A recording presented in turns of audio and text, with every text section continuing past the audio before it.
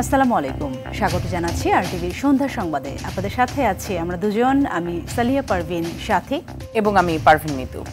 আইন শৃঙ্খলা পরিস্থিতি স্বাভাবিক রাখতে ও সন্ত্রাসীদের আইনের আওতায় আনতে যৌথ বাহিনীর সমন্বয়ে গাজীপুর সহ সারা দেশে শুরু হচ্ছে অপারেশন ডেভিল হান্ট। আজ থেকে এই অভিযান শুরুর কথা জানিয়েছে স্বরাষ্ট্র মন্ত্রণালয়। বিজ্ঞপ্তিতে বলা হয়েছে, শুক্রবার রাতে গাজীপুরে ছাত্র জনতার উপর সন্ত্রাসী আক্রমণের ঘটনায় স্বরাষ্ট্র মন্ত্রণালয়ে আইন শৃঙ্খলা বাহিনীগুলোর সমন্বয়ে একটি সভা অনুষ্ঠিত হয়। সভায় যৌথ বাহিনীর সমন্বয়ে অপারেশন ডেভিল হান্ট পরিচালনার সিদ্ধান্ত হয়েছে। এ নিয়ে আগামীকাল প্রেস ব্রিফিংয়ের মাধ্যমে বিস্তারিত জানানো হবে।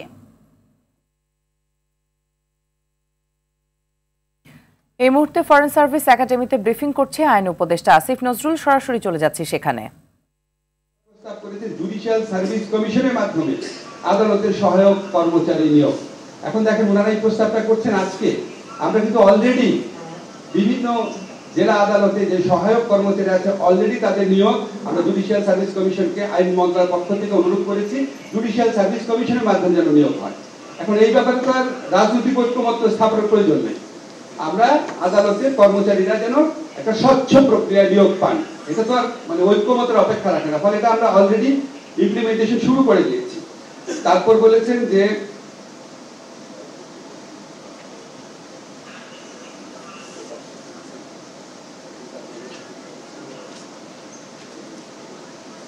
আচ্ছা, ই জুডিশিয়ারি প্রকল্প গ্রহণ এবং মামলার সকল পর্যায়ে তথ্য প্রযুক্তির ব্যবহার নিশ্চিত করা, ইনফরমেশন ডেস্ক স্থাপন করা, প্রত্যেকটা আদালতে যেন ইনফরমেশন ডেস্ক থাকে। তারপর হচ্ছে নারী ও শিশুদের জন্য স্বতন্ত্র স্থান আদালতে। তারপর বলেছেন অনলাইনে সরকারি সাক্ষীর সাক্ষ্য গ্রহণ। আপনারা জানেন অনেক মামলা থমকে থাকে একজন পুলিশ দলের সরকারি সাক্ষ্য। তো পুলিশ যখন সাক্ষী হয়, পুলিশ যে এই মামলাটা চলতে চলতে 10 বছর 15 বছর লাগে। দেখা যায় পুলিশ অত্যন্ত দূরবর্তী কোনো অঞ্চলে ভর্তি হয়ে গেছে, পুলিশের সাক্ষী নেওয়া যায় না, এই জন্য মামলা চলতেই থাকে দিনের পর দিন। এতক্ষণ দেখছিলেন ফরেন সার্ভিস একাডেমির ব্রিফিং এর অংশ বিশেষ। গাজীপুরের সাবেক মন্ত্রী আকম মোজাম্মেল হকের বাড়িতে ছাত্র জনতার উপর হামলার ঘটনায় 16 জনকে আটক করেছে পুলিশ। বাকিদের ধরতে অভিযান চলছে বলে জানান ডিএমপির কমিশনার ডক্টর নাজমুল করিম খান। এই ঘটনায় সদর থানায় ওসিকে প্রত্যাহার করা হয়। জড়িতদের গ্রেপ্তার করা না হলে কঠোর আন্দোলনের হুঁশিয়ারি দেন বৈষম্য বিরোধী ছাত্র আন্দোলনের সমন্বয়ক সার্জিস আলম। প্রতিনিধিদের তথ্যচিত্রে নুসরাত জাহান সিনথের রিপোর্ট। শুক্রবার রাতে গাজীপুর মহানগরের ধীরাশ্রমে সাবেক মুক্তিযুদ্ধ বিষয়ক মন্ত্রী আকম মোজাম্মেল হকের বাড়িতে হামলা ভাঙচুরের ঘটনায় স্থানীয় আওয়ামী লীগের নেতাকর্মীদের সঙ্গে বিক্ষুব্ধ জনতার সংঘর্ষ হয়। এতে 15 জন আহত হলে গুরুতরদের ঢাকা মেডিকেলে ভর্তি করা হয়।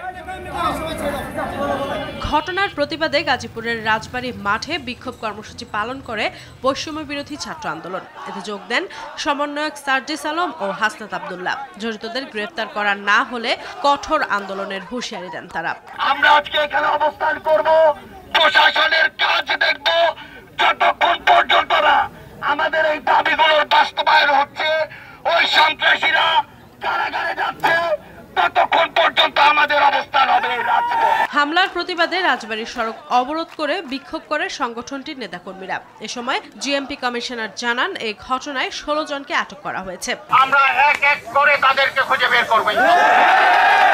আমি নিশ্চয়তা দিতে চাই, এখানে যারা পুলিশ আছে রেসপন্স করতে দেরি করেছে তাদের প্রত্যেকের বিরুদ্ধে আমি ব্যবস্থা নেব। শিক্ষার্থীদের নিরাপত্তা দিতে ব্যর্থ হওয়ায় সদর থানার ওসিকে প্রত্যাহার করা হয়। পরে প্রশাসনের আশ্বাসের ভিত্তিতে অবরোধ তুলে নেয় শিক্ষার্থীরা। নুসরাত জাহান সিনথি, আরটিভি। গাজীপুরে শিক্ষার্থীদের উপর হামলায় জড়িতদের বিচারের আওতায় আনা হবে বলে জানান স্বরাষ্ট্র উপদেষ্টা মোহাম্মদ জাহাঙ্গীর আলম চৌধুরী। সকালে ঢাকা মেডিকেল কলেজ হাসপাতালে আহত শিক্ষার্থীদের চিকিৎসার খোঁজ নিয়ে তিনি বলেন, জড়িতদের সর্বোচ্চ শাস্তি নিশ্চিত করা হবে। ঢাকা মেডিকেলে চিকিৎসাধীন 7 শিক্ষার্থীদের মধ্যে 4 জনের অবস্থা আশঙ্কাজনক। দীপ্ত চন্দ্রপালের রিপোর্ট। গাজীপুর সিটি কর্পোরেশনের ধীরাশ্রম এলাকায় সাবেক মুক্তিযুদ্ধ বিষয়ক মন্ত্রী আকম মোজাম্মেল হকের বাড়িতে ছাত্রদের উপর হামলা চালায় স্থানীয়রা। এ সময় কমপক্ষে 15 জন ছাত্র আহত হন। গুরুতর 11 জনকে ঢাকা মেডিকেল কলেজ হাসপাতালে নিয়ে আসা হয়। প্রাথমিক চিকিৎসার পর 4 জনকে ছেড়ে দেওয়া হয়। গুরুতর আঘাতপ্রাপ্ত 7 জন ঢাকা মেডিকেলে ভর্তি আছেন। 7 জনের মধ্যে 1 জনের অপারেশন লেগেছে, ইন্ট্রাক্রেনিয়াল হ্যামারেজ ছিল এক্সট্রাডুরাল হ্যামারেজ আর কি। সে আইসিইউতে আছে অপারেশনের পরে, বাকিরা আমরা একসাথে আমাদের এখানে একটা ওয়ার্ডে রেখেছি। শনিবার সকালে আহতদের দেখতে যেয়ে স্বরাষ্ট্র উপদেষ্টা জানান, হামলায় জড়িতদের ব্যাপারে কঠোর সরকার। এটার ক্ষেত্রে আমরা আইনানুগ ব্যবস্থা তো নিচ্ছি এবং এটার সাথে যারা জড়িত তাদের সর্বোচ্চ বিচারের আওতায় আনা হবে এবং তাদের সর্বোচ্চ যেন পানিশমেন্ট হয় এই ব্যবস্থা করা হবে। চিকিৎসকরা জানান, চিকিৎসাধীন 7 জন শিক্ষার্থীর মধ্যে 4 জনের অবস্থা আশঙ্কাজনক। তারা মাথাসহ শরীরের বিভিন্ন অংশে আঘাত পেয়েছেন। দীপ্তচন্দ্র পাল, RTV, ঢাকা। দেশের বিভিন্ন স্থানে হামলা ভাঙচুরের ঘটনাকে কেন্দ্র করে সুপ্রিম কোর্ট প্রাঙ্গণে নিরাপত্তা জোরদার করা হয়েছে। মোতায়েন করা হয়েছে সেনাবাহিনী, পুলিশ, বিজিবি, র্যাব সহ আইন শৃঙ্খলা বাহিনীর সদস্যদের। এদিকে ফার্মগেট এলাকায় বোমা সদৃশ্য বস্তু উদ্ধারের পর তা নিষ্ক্রিয় করেছে বোম ডিসপোজাল ইউনিট। আরও জানাচ্ছেন বিপুল দেবরায়। সুপ্রিম কোর্টে সবগুলো প্রবেশদ্বার বন্ধ করে অবস্থান নিয়েছে সেনাবাহিনী সহ আইন শৃঙ্খলা বাহিনীর সদস্যরা। মোতায়েন করা হয় আর্মার্ড পার্সোনেল ক্যারিয়ার বা APC। জরুরি প্রয়োজন ছাড়া কাউকে ভেতরে প্রবেশ করতে দেওয়া হচ্ছে না, চলছে তল্লাশি কার্যক্রম। সুপ্রিম কোর্ট এলাকায় মুরাল ভেঙে ফেলা হবে এমন তথ্যের ভিত্তিতে নিরাপত্তা জোরদার করা হয়েছে বলে ধারণা সাধারণ মানুষের। ধানমন্ডির ঘটনার পর থেকেই সকলের মনেই যে একটা অস্থিরতা বিরাজ করছে, সেটা এখানে এসে কয়েক অংশে বেড়ে গেছে, সেটাই আমরা মনে করছি। আমাদের জনমনে একটা আতঙ্ক ছড়িয়ে পড়ছে এই নিরাপত্তার সংখ্যা দেখে। সরকার আইন শৃঙ্খলা পরিস্থিতি নিয়ন্ত্রণ করতে ব্যর্থ। তিনি মূলত যেভাবে আসলে মানুষের প্রত্যাশা যে মানুষ নিরাপদে থাকবে, জানমালের নিরাপত্তা পাবে, এই যে একটা প্রত্যাশা মানুষের, আসলে সেই প্রত্যাশা অনুযায়ী কাজ করতে মূলত তিনি ব্যর্থ। তবে নিরাপত্তা জোরদারের কারণ নিয়ে মুখ খুলেননি আইন শৃঙ্খলা বাহিনীর কোনো সদস্য। এদিকে দুপুরে রাজধানীর ব্যস্ত ফার্মগেট এলাকা থেকে বোমা সাদৃশ্য 3টি বস্তু উদ্ধার করা হয়। আগারগাঁও এলাকার পুরাতন বাণিজ্য মেলার মাঠে নিয়ে তা নিষ্ক্রিয় করে ডিএমপির বোম ডিসপোজাল ইউনিট। এর আগে ফার্মগেট আনন্দ সিনেমা হলের পশ্চিম পাশের লেগুন স্ট্যান্ডের ফুটপাতে একটি কালো ব্যাগে 3টি বোমা সদৃশ্য বস্তু দেখতে পান ব্যবসায়ীরা। এই ঘটনায় এলাকায় আতঙ্ক ছড়িয়ে পড়ে। আমি ওই দিকে তাকে যেটা কালো একটা শপিং ব্যাগ, এক বড় ভাই বলতে ভাই ওটার ভিতরে কি দেখেন, আলগি দিয়ে ভাগ করে দেখে বোমা। পুরো আতঙ্ক সরা গেছিল, দোকানপাট খুলে নেই। যে পুলিশ প্রশাসন ফোন দিচ্ছে, সাংবাদিক আছে, সবাই আসছে। জাতীয় জরুরি সেবা 999 ফোন কলের মাধ্যমে ঘটনা জানতে পেরে এলাকা ঘিরে রাখে পুলিশ। বিপুল দেবরাই, RTV, ঢাকা। বাংলাদেশে আর কোনোদিনই যেন আওয়ামী স্বৈরাচার ও তাদের সাঙ্গপাঙ্গরা ফিরতে না পারে সে ব্যবস্থা নেওয়ার হুঁশিয়ারি দিয়েছেন প্রধান উপদেষ্টার প্রেস সচিব শফিকুল আলম। সকালে জাতীয় প্রেস ক্লাবে এক অনুষ্ঠানে এই হুঁশিয়ারি দিয়ে আইন নিজের হাতে না তোলার আহ্বানও জানান তিনি। আর বিএনপির যুগ্ম মহাসচিব রুহুল কবির রিজভী বলেন, অন্তর্বর্তী সরকারের সমালোচনা হবে, তবে ব্যর্থ হতে দেওয়া যাবে না। বিস্তারিত বিল্লাল হোসেনের রিপোর্টে। জাতীয় প্রেসক্লাবে 24-এর গণ অভ্যুত্থান নিয়ে দ্রোহের গ্রাফিতির প্রকাশনা উৎসব। এতে যোগ দিয়ে প্রধান উপদেষ্টার প্রেস সচিব শফিকুল আলম অভিযোগ করেন, ইউনূস সরকারের বিরুদ্ধে অপপ্রচার চালাচ্ছে স্বৈরাচার আওয়ামী লীগ, আর $1 মিলিয়ন খরচ করছে ভারতীয় মিডিয়ায়। ইউনূসকে ঘিরে আছে কারা? জঙ্গি লিডার। এটা কেন করছে জানো? এটা খুবই ওয়েল অর্কেস্ট্রেটেড ক্যাম্পেইন এবং এটা ইন্ডিয়ান মিডিয়াও এটার সাথে জড়িত। তারা $মিলিয়নস খরচ করছে এই হাসিনার অলিগার্কগুলো। স্বৈরাচার শেখ হাসিনাকে গুমের জননী দাবি করে শফিকুল আলম বলেন, পতিত স্বৈরাচারের দোসররা ফিরে আসতে না পারে সে ব্যবস্থা করতে হবে। তার এবং তার পেটুয়া বাহিনী বাংলাদেশের 3,500 লোককে গুম করেছেন। প্রত্যেকটা দেয়ালে দেয়ালে সে যে অন্যায় অবিচার করেছে সেটা আমরা লিখে রাখবো, যাতে বাংলাদেশে এই পতিত স্বৈরাচার এবং তার সাঙ্গপাঙ্গ জীবনেও যাতে না ফিরে আসতে পারে। প্রতি বিপ্লব উকিঝুঁকি মারছে মন্তব্য করে বিএনপির সিনিয়র যুগ্ম মহাসচিব রুহুল কবির রিজভী বলেন, অন্তর্বর্তী সরকারকে ব্যর্থ হতে দেয়া যাবে না। আমরা কথা বলবো, কিন্তু তারপরেও ডক্টর ইউনূসকে আমরা ব্যর্থ হতে দেব না। তাদের কেউ খাপছাড়া টাইপের কিছু মানুষ তারা মিডিয়ার সাথে যুক্ত, বলছেন বাংলাদেশ আর থাকবে না, পার্শ্ববর্তী একটা স্বাধীন দেশ সে থাকবে না।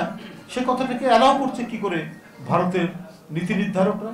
অনুষ্ঠান শেষে সরকারের 6 মাসের সাফল্য ব্যর্থতা নিয়ে সাংবাদিকদের প্রশ্নের জবাবে প্রেস সচিব বলেন, ভঙ্গুর অর্থনীতিকে সুসংহত করতে নানা পদক্ষেপ গ্রহণ করেছে সরকার। কোনো আমানতকারী একটা টাকা বলতে পারবে না যে সে টাকা পাচ্ছেন না, তার প্রত্যেকটা টাকা তারা ফেরত পাবেন। আমরা কোনো ব্যাংকে অবসায়ন করিনি, কোনো ব্যাংকে বন্ধ হতে দেইনি। বিল্লাল হোসেন, RTV, ঢাকা। বিএনপির সিনিয়র যুগ্ম মহাসচিব রুহুল কবির রিজভী বলেছেন, গাজীপুরের সাবেক মেয়র জাহাঙ্গীর এখনও দেশের বিরুদ্ধে ষড়যন্ত্র করে যাচ্ছে। তাকে আইনের আওতায় না আনতে পারা সরকারের ব্যর্থতা। বলেন, বিএনপি সরকারকে সফল দেখতে চায়, তবে এই সরকার সফল হতে চায় কিনা সেটা তাদেরকেই ভাবতে হবে। বিকেলে নয়াপল্টনে দলের কেন্দ্রীয় কার্যালয়ের সংবাদ সম্মেলনে তিনি এসব কথা বলেন। এ সময় প্রশাসনের বিভিন্ন স্তরে থাকা ফ্যাসিস্টদের সহযোগীদের চিহ্নিত করার দাবিও জানান তিনি। রিজভী বলেন, চলতি মাসে 11 তারিখ থেকে দেশব্যাপী জনসভা করবে বিএনপি। এমন ভয়ঙ্কর সন্ত্রাসীকে এখনো গ্রেপ্তার করতে না পারা সরকারের চরম ব্যর্থতা। সারা দেশে আওয়ামী লীগের সন্ত্রাসীরা সন্ত্রাস চালিয়ে যাচ্ছে। গত 8ই আগস্ট ক্ষমতা গ্রহণের পর থেকে অন্তর্বর্তীকালীন সরকার গণহত্যাকারী আওয়ামী দুর্বৃত্তদের গ্রেপ্তার ও বিচারের বিষয়ে যতটা কঠোর হওয়া দরকার ছিল, উল্টো বিপরীত চিত্র পরিলক্ষিত হচ্ছে। উইমেন্স ফেলোশিপ ফাউন্ডেশনের বিশিষ্ট নেতা রেবেকা ওয়াগনারের সঙ্গে সাক্ষাৎ করেছেন বিএনপির ভারপ্রাপ্ত চেয়ারম্যান তারেক রহমানের কন্যা ব্যারিস্টার জাইমা রহমান। বৈঠকে তারেক রহমানের হয়ে প্রতিনিধিত্ব করেন তিনি। রোববার রাতে ওয়াশিংটন ডিসিতে অনুষ্ঠিত এ আলোচনায় বাংলাদেশ যুক্তরাষ্ট্র সম্পর্ক, আন্তর্জাতিক সহযোগিতা, বৈশ্বিক শান্তি সমৃদ্ধি সহ বিভিন্ন বিষয় উঠে আসে। এ সময় ফাউন্ডেশনের অন্যান্য সদস্যরাও উপস্থিত ছিলেন।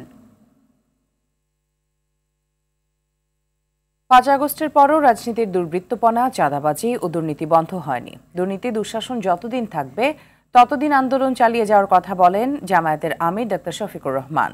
কক্সবাজারে কর্মী সম্মেলনে তিনি বলেন, গণহত্যার বিচারের আগে নির্বাচন নয়। সাকিবুর রহমানের রিপোর্ট। দীর্ঘ 16 বছর পর কক্সবাজারে অনুষ্ঠিত হলো জেলা জামায়াতের কর্মী সম্মেলন। কক্সবাজার সরকারি কলেজ মাঠে জেলা শাখা এর আয়োজন করে। জামায়াত আমির বলেন, আওয়ামী লীগ জামায়াতের শীর্ষ নেতাদের সুপরিকল্পিতভাবে হত্যা করেছে। আমাদের এই সমস্ত নেতৃবৃন্দের বিরুদ্ধে মিথ্যা অভিযোগ দিয়ে দুনিয়া থেকে বিদায় করা হয়েছে, কিন্তু একজন নেতা বাংলাদেশ থেকে কোথাও পালিয়ে যাওয়ার সামান্য কোনো চিন্তাও করেন নাই, চেষ্টাও করেন। দুর্নীতি ও দুঃশাসন বন্ধ না হওয়া পর্যন্ত আন্দোলন চালিয়ে যাওয়ার কথা বলেন ডক্টর শফিক। সবগুলা খুনের বিচার হতে হবে, বিশেষ করে 24-এর গণহত্যার বিচার অবশ্যই হতে হবে। আগে বিচার, তারপরে অন্য কাজ। রাজধানীতে মহানগর দক্ষিণ জামায়াতে ইসলামের আয়োজনে ওয়ার্ড সভাপতি ও সেক্রেটারি সম্মেলন অনুষ্ঠিত হয়। সংগঠনের নায়েবে আমির বলেন, আওয়ামী লীগ ফিরে আসার চেষ্টা করলে দেশের মানুষ জীবন দিয়ে হলেও তা রুখে দিবে।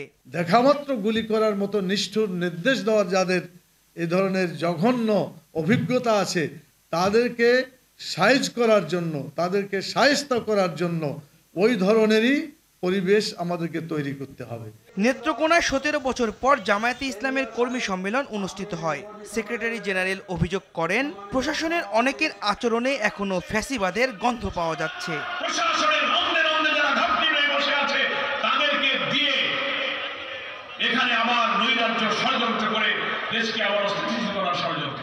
সাকিবুর রহমান, RTV। বৈষম্যহীন নতুন বাংলাদেশের স্বপ্নে হাতে হাত রেখে মৃত্যুর মুখে দাঁড়িয়ে আন্দোলন করেছিল ছাত্র জনতা। ফলে টানা 16 বছরের ক্ষমতার মসনদ থেকে ছেড়ে ভারতে পালিয়ে যেতে বাধ্য হয় স্বৈরাচার শেখ হাসিনা। গণ অভ্যুত্থানে 6 মাস পার হতে বিপ্লবীদের মধ্যে দেখা দিয়েছে মতপার্থক্য। বিশ্লেষকদের মতে, বিপ্লবের সুফল পেতে দেশের স্বার্থে সবাইকে ঐক্যবদ্ধ থাকতে হবে। রফিকুল ইসলামের রিপোর্ট, ছবি তুলেছেন মোহাম্মদ আলাউদ্দিন। ঢাকা বিশ্ববিদ্যালয়ের কেন্দ্রীয় লাইব্রেরির সামনে গ্রাফিতি আঁকছেন জুলাই বিপ্লবের অন্যতম অংশগ্রহণকারী ঢাকা বিশ্ববিদ্যালয়ের ছাত্র আবিদুল ইসলাম। এতে লেখা, প্লিজ কেউ কাউকে ছেড়ে যায়েন না। বিশ্ববিদ্যালয়ের বিভিন্ন স্থানে ছড়িয়ে পড়েছে এমন গ্রাফিতি। আগস্টের 5 তারিখ সকাল 10:30। বিজয়ের ঠিক আগ মুহূর্তে ঘাতকের অস্ত্রের মুখে দাঁড়িয়ে এভাবেই ঐক্যের ডাক দিয়েছিলেন আবিদ। অসংখ্য জীবনের বিনিময়ে এসেছিল চূড়ান্ত বিজয়।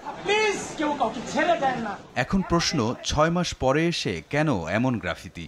বিভিন্ন ইনস্টিটিউশন টু ইনস্টিটিউশন আমরা মতানৈক্য দেখেছি, লাস্ট পর্যন্ত আমরা সংঘর্ষ পর্যন্ত লিপ্ত হতে আমরা দেখেছি। এটা আমাদের জাতির জন্য লজ্জাজনক এবং গণঅভ্যুত্থানের স্পিরিটকে ব্যাহত করে, যার ফলশ্রুতিতে মনে হলো যে ওই 5 আগস্টের যে ডাকটা, যে প্লিজ কেউ কাউকে ছেড়ে যান না, এখনও সেটা প্রাসঙ্গিক। দেশি বিদেশি ষড়যন্ত্র আর অনৈক্যের কারণে বিপ্লব ব্যাহত হওয়ার আশঙ্কা করছেন তিনি। ক্রেডিটটা মুক্তিযুদ্ধের মতো একদিকে যাচ্ছে, বিহাইন্ড দ্য সিনে যারা ছিল কিংবা যারা ভূমিকা রেখেছে আমরা সত্যিকার অর্থেই সবাই সকলকে ওন করতে পারতেছি না, যার ফলশ্রুতিতে একটা ব্যাহত হওয়ার একটা সম্ভাবনা সংখ্যা থেকেই যাচ্ছে। সাধারণ শিক্ষার্থীরা বলছে দলমত নির্বিশেষে ঐক্যের বার্তা দিচ্ছে এই গ্রাফিতি। এই যে আমাদের মধ্যে একটা ফাটল তৈরি হচ্ছে, এটা কি হচ্ছে আমাদের শত্রু যারা আওয়ামী ফ্যাসিস্ট যারা তারা আবার একটা সুযোগ হিসাবে গ্রহণ করবে। প্রত্যেকে দল নিয়ে চলে যাচ্ছে। সবাইকে ঐক্যবদ্ধ রাখতে আমি মনে করি যে এই স্লোগানটি ভালোই গুরুত্বপূর্ণ। ছাত্র সংগঠনের নেতারাও নিজেদের মধ্যে ঐক্যের ঘাটতি অনুভব করছে। মৌলিক প্রশ্নগুলোতে ঐক্যমত থাকাটা খুবই জরুরি। এটা না থাকলে এখানে আবার বহিঃশত্রু আবার ষড়যন্ত্রকারীরা এখানে স্থান করে নেবে। হাজার হাজার তরুণীরা ছাত্র জনতারা জীবন দিলেন, তাদের যে একটা স্বপ্ন, সেই স্বপ্নটার কথা মনে হয় এখন তাহলে অনেকেই ভুলে গেছে। মানে ক্ষমতার প্রতিযোগিতায় এখন কে দ্রুত আসলে এগিয়ে যেতে পারে, হ্যাঁ, কে দ্রুত আসলে ক্ষমতার চেয়ারে বসতে পারে, ক্ষমতার কত বেশি ভাগ তারা নিতে পারে। শিক্ষাবিদ অধ্যাপক ডক্টর আব্দুর রব মতপার্থক্যকে স্বাভাবিকভাবেই দেখছেন, তবে ফ্যাসিবাদ প্রশ্নে সবাইকে এক থাকার তাগিদ তার।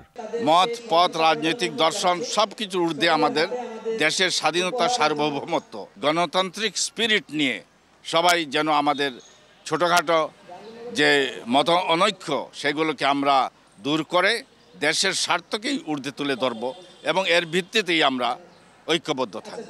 রফিকুল ইসলাম, RTV, ঢাকা।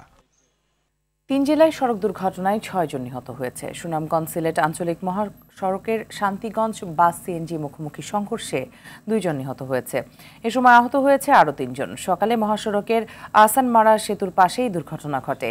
নিহতরা হলেন সুনামগঞ্জের জমির হোসেন ও আলী নূর। গেল রাতে টাঙ্গাইলের কালীহাতি উপজেলার ধলাটেঙ্গর এলাকায় অজ্ঞাত গাড়ির চাপায় মোটরসাইকেল আরোহী 2 বন্ধু নিহত হয়েছে। তারা হলেন রাকিবুর রেজভি। এদিকে ঘাটাইল উপজেলার দেউলাবাড়ি এলাকায় ট্রাক ও মাহিন্দ্রার মুখোমুখি সংঘর্ষে আজমান মণ্ডল নামে এক চালক নিহত হয়েছে। এদিকে যশোর শহরের রায়পাড়া রেলগেট মোড়ে ইঞ্জিন চালিত রিকশার ধাক্কায় একজন নিহত হয়েছে। এ সময় আরও 2 জন আহত হন। ইউরোপ গেলেই রাতারাতি বনে যাবেন কোটিপতি, গড়তে পারবেন বিলাসবহুল বাড়ি গাড়ি সহ অঢেল সম্পদ। এমন সব স্বপ্ন দেখিয়ে যুবকদের ইতালি নেওয়ার কথা বলে লিবিয়া নিয়ে মাফিয়াদের কাছে বিক্রি করার অভিযোগ উঠেছে দালাল আবুল কালাম মুন্সির বিরুদ্ধে। এরপর নির্যাতনের ভিডিও পরিবারকে দেখিয়ে মুক্তিপণ হিসেবে হাতিয়ে নিচ্ছে কোটি কোটি টাকা। মামলা হলেও ধরা ছোঁয়ার বাইরে অভিযুক্ত দালাল। মাদারীপুরের শিবচর থেকে খলিল মিয়ার তথ্যছবিতে জানাচ্ছেন ইমরুল কায়েস।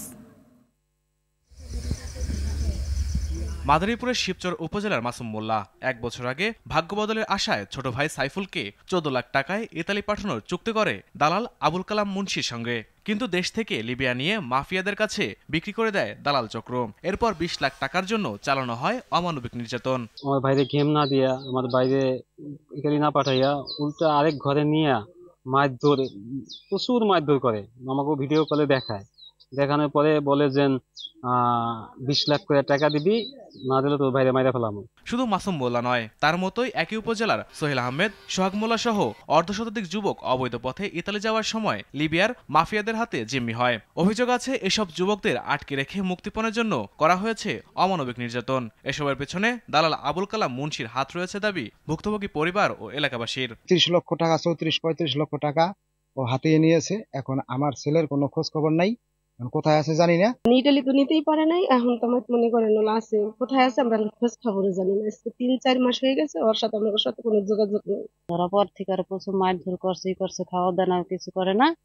ওরা কান্নাকারি কথা মানে ভিডিও কলে ফোন দিয়ে দেখাইছে, মানে টাকা আনে এটা সেটা, পরে এরা 20 লক্ষ টাকা দিচ্ছে। আরো 2-3 মাস যাবত আমার ভাইয়ের সাথে কথা হয় না, যোগাযোগ নাই। আমার ভাই এখন জীবিত আছে না মারা গেছে আমি জানি না। মাদারীপুরে মানব পাচারের ঘটনা তুলনামূলক বেশি উল্লেখ করে প্রশাসন বলছে, মানব পাচারের মামলায় আসামি গ্রেফতারে পুলিশ সচেষ্ট রয়েছে। সকল মানব পাচারকারীর বিরুদ্ধে সুনির্দিষ্ট বিভিন্ন সময়ে মামলা এবং তথ্য প্রমাণ আমরা পেয়েছি, অভিযোগের সত্যতা পেয়েছি। তাদের বিষয়ে আমরা মানি লন্ডারিং আইনের ব্যবস্থা নেওয়ার জন্য আমাদের জেলা পুলিশের পক্ষ থেকে সিআইডি বরাবর আমাদের চিঠি পত্র প্রেরণ করা হয়েছে। ইমরুল কায়েস, RTV। বিশেষ চাহিদা সম্পন্ন শিশুদের এগিয়ে নিতে সবার প্রতি আহ্বান জানিয়েছেন ইন্সপিরেশন ওয়েলফেয়ার সোসাইটির সাধারণ সম্পাদক সৈয়দা মুনিরা ইসলাম। দুপুরে রাজধানী বীরপুরে মিরর স্কলার্স স্কুল অ্যান্ড কলেজের পিঠা উৎসবে তিনি আহ্বান জানান। এর আগে পিঠা উৎসব উদ্বোধন ও স্টল পরিদর্শন করেন অতিথিরা। শীতকালীন নানা ধরনের পিঠা নিয়ে সাজানো হয় এই উৎসব। শিক্ষক, শিক্ষার্থী এবং অভিভাবকরা অংশ নেন। প্রতিষ্ঠানটির চেয়ারম্যান নজরুল ইসলাম সহ অন্যান্যরা বক্তব্য রাখেন।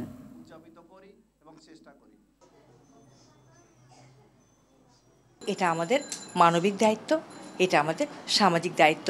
আমরা আমাদের এই শিশুদের পাশাপাশি আমাদের সেই বিশেষ চাহিদা সম্পন্ন শিশুদেরকেও সাথে রেখে এগিয়ে যাব। প্রত্যেকটি স্কুলে যেন আমাদের এই বিশেষ চাহিদা সম্পন্ন শিশুরা সুযোগ পায় আমাদের এই নিউরোটিপিক্যাল শিশুদের সাথে তাদের সহপাঠী হিসাবে পাশে পেয়ে পড়াশোনা করার, শিক্ষকদের ভালোবাসায় এগিয়ে যাওয়ার। কক্সবাজারের স্কয়ার রয়্যালিটিজ লিমিটেড এর বার্ষিক বিক্রয় সম্মেলন 2025 অনুষ্ঠিত হয়েছে। শনিবার সমুদ্রের তীরে একটি অভিজাত হোটেলে হয় এই আয়োজন। আয়োজকরা জানায়, চলতি বছর স্কয়ার গ্রুপের প্রতিষ্ঠাতা চেয়ারম্যান শামসুন এইচ চৌধুরীর 100তম জন্মবার্ষিকী উদযাপন করা হচ্ছে। তার দূরদর্শী নেতৃত্ব ও মূল্যবোধের প্রতি শ্রদ্ধা জানিয়ে সূচনা হয় দিনব্যাপী সম্মেলনের।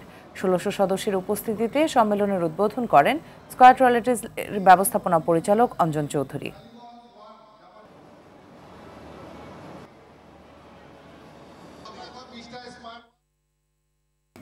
বরিশালে মার্কেন্টাইল ব্যাংকের টাউন হল মিটিং অনুষ্ঠিত হয়েছে। সকালে নগরের একটি কনভেনশন হলে আয়োজিত সভায় বরিশাল ও খুলনা অঞ্চলের 18টি শাখা ও উপশাখার কর্মকর্তারা অংশ নেন। সভায় এতে প্রধান অতিথি ছিলেন মার্কেন্টাইল ব্যাংকের ব্যবস্থাপনা পরিচালক মতিউল হাসান। এ সময় ব্যাংকের উপ ব্যবস্থাপনা পরিচালক মোহাম্মদ জাকির হোসেন সহ অন্যান্য কর্মকর্তা কর্মচারীরা উপস্থিত ছিলেন। খাদ্য নিরাপত্তা আইনকে আরও শক্তিশালী করতে এবং স্টেক হোল্ডারদের মধ্যে সহযোগিতা বৃদ্ধি করতে খাদ্য নিরাপত্তা নিয়ন্ত্রক ব্যবস্থাপনা সমন্বয় ও বাস্তবায়নে সংস্কারের প্রয়োজনীয়তা শীর্ষক এক সেমিনার আয়োজন করে Bangladesh beverage manufacturers association BBMA। BIISS অডিটোরিয়ামে আয়োজিত এ সেমিনারে সরকারি সংস্থা, নিয়ন্ত্রক কর্তৃপক্ষ এবং খাদ্য শিল্পের প্রধান স্টেক হোল্ডাররা অংশগ্রহণ করেন এবং বিভিন্ন বিষয় নিয়ে আলোচনা করেন। এ সময় BIIR এর পরিচালক মঞ্জুর মোর্শেদ আহমেদ বাংলাদেশের খাদ্য নিরাপত্তা নিয়ন্ত্রণ ব্যবস্থাপনার ঘাটতিগুলো সুচারুরূপে তুলে ধরেন এবং কার্যকর ও বিজ্ঞানভিত্তিক আলোচনা করেন। এসকে ফার্মার সহযোগিতায় বাংলাদেশ ইন্টারভেনশনাল থেরাপিউটিক্স BIT 2025-এর কার্যক্রম শুরু হয়েছে। শুক্রবার সকালে রাজধানীর একটি হোটেলে 2 দিন ব্যাপী এই সেমিনারের উদ্বোধন করা হয়, যা শ্রীলঙ্কা, নেপাল সহ কয়েকটি দেশের কার্ডিওলজি কলেজের যৌথ প্রযোজনায় অনুষ্ঠিত হচ্ছে। ডাক্তার আফজালুর রহমানের প্রতিনিধিত্বে BITর এবারের আয়োজনে দেশের 3 শতাধিক কার্ডিওলজিস্ট অংশ নেয়। এ সময় তারা দেশ বিদেশের খ্যাতনামা বিভিন্ন চিকিৎসকদের সাথে উন্নত চিকিৎসা সেবা নিয়ে আলোচনা ও অভিজ্ঞতা ভাগাভাগির সুযোগ পান। আয়োজকরা বলছেন, এ ধরনের আয়োজন দেশের চিকিৎসা সেবার মান বাড়াতে কার্যকর হবে। BGMEA university of fashion and technology BUFT এর দ্বিতীয় সমাবর্তন অনুষ্ঠিত হয়েছে। শনিবার বাংলাদেশ চীন মৈত্রী প্রদর্শনী কেন্দ্র পূর্বাচলে হয় এই আয়োজন। এতে গণপ্রজাতন্ত্রী বাংলাদেশের মহামান্য রাষ্ট্রপতি ও BUFT এর চ্যান্সেলরের প্রতিনিধি হিসেবে শিল্প মন্ত্রণালয় এবং গৃহায়ন ও গণপূর্ত মন্ত্রণালয়ের মাননীয় উপদেষ্টা আদিলুর রহমান খান অংশ নেন। অনুষ্ঠানে আরও বক্তব্য রাখেন BUFT বোর্ড অব ট্রাস্টিজের চেয়ারম্যান ফারুক হাসান এবং ভারপ্রাপ্ত উপাচার্য অধ্যাপক ডক্টর ইঞ্জিনিয়ার আয়ুব নবী খান। ফাহিম আল চৌধুরী ট্রাস্টের উদ্যোগে জকিগঞ্জ ও কানাইঘাটের 2 শতাধিক শিক্ষা প্রতিষ্ঠানের 593 জন মেধাবী শিক্ষার্থীকে বৃত্তি প্রদান করা হয়েছে। গত বছর ডিসেম্বরে অনুষ্ঠিত বৃত্তি পরীক্ষায় 81 জন শিক্ষার্থী অংশগ্রহণ করে। তাদের মধ্যে মেধার ভিত্তিতে 3 গ্রেডের শিক্ষার্থীদের 1500, 2000 ও 2500 টাকা এককালীন বৃত্তি ও সনদপত্র দেওয়া হয়। অনুষ্ঠানে সভাপতিত্ব করেন ট্রাস্টের সহ সভাপতি ATM সেলিম চৌধুরী। প্রধান অতিথি হিসেবে লন্ডন থেকে অনলাইনে যুক্ত ছিলেন ট্রাস্ট এর প্রতিষ্ঠাতা ও ফাহিম আল ইসহাল চৌধুরী। সংস্কার, জাতীয় ঐক্য ও ভাবনা বিষয়ক নাগরিক সংলাপ হয়েছে সিলেটে। এতে প্রধান অতিথি ছিলেন শ্বেতপত্র প্রণয়ন কমিটির সদস্য অধ্যাপক ডক্টর AK এনামুল হক। মূল প্রবন্ধ উপস্থাপন করেন শাহজালাল বিজ্ঞান ও প্রযুক্তি বিশ্ববিদ্যালয়ের বিজ্ঞান অনুষদের সাবেক ডিন অধ্যাপক ডক্টর কামাল আহমেদ চৌধুরী। সেটা একটা বলবে একটু ইঙ্গিত দিয়েছেন নাম নেন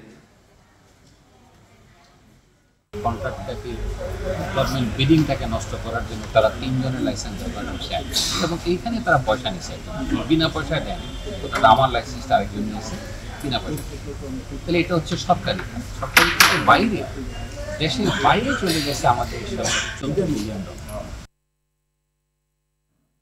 হবিগঞ্জের মাধবপুরে এসএম ফয়সল মেধাবৃত্তি প্রদান ও কৃতি শিক্ষার্থী সংবর্ধনা দেওয়া হয়েছে। দুপুরে সাইহাম গ্রুপের আয়োজনে উপজেলার সৈয়দ উদ্দিন ডিগ্রি কলেজে সংবর্ধনা দেওয়া হয়। উপজেলা পরিষদের সাবেক চেয়ারম্যান সৈয়দ মোহাম্মদ শাহজাহানের সভাপতিত্বে এতে উপস্থিত ছিলেন সাইহাম গ্রুপের চেয়ারম্যান সৈয়দ মোহাম্মদ ফয়সল। প্রধান অতিথি ছিলেন শাহজালাল বিজ্ঞান ও প্রযুক্তি বিশ্ববিদ্যালয়ের রাষ্ট্রবিজ্ঞান বিভাগের অধ্যাপক নজরুল ইসলাম। বিশেষ অতিথি ছিলেন সমাজবিজ্ঞান বিভাগের অধ্যাপক ডক্টর আলামিন, সাইহাম কটন মিলসের ব্যবস্থাপনা পরিচালক প্রকৌশলী সৈয়দ মোহাম্মদ ইশতিয়াক আহমেদ ও সাইহাম নিট কম্পোজিটের ব্যবস্থাপনা পরিচালক সৈয়দ মোহাম্মদ শাফকাত আহমেদ। অনুষ্ঠানে 577 জন শিক্ষার্থীকে নগদ অর্থ সার্টিফিকেট দেওয়া হয়। ভারতের রাজধানী নয়াদিল্লির বিধানসভা নির্বাচনে বিশাল ব্যবধানে জয় পেল নরেন্দ্র মোদীর দল বিজেপি। এর মধ্য দিয়ে 2 দশকের বেশি সময় পর দিল্লির মসনদে ফিরল দলটি। শনিবার ভোট গণনার 6 ঘণ্টা পর নির্বাচন কমিশনের বরাতে গণমাধ্যম জানায় 70 আসনে 85% ভোট গণনায় 48টি আসনে জয় নিশ্চিত করেছে বিজেপি।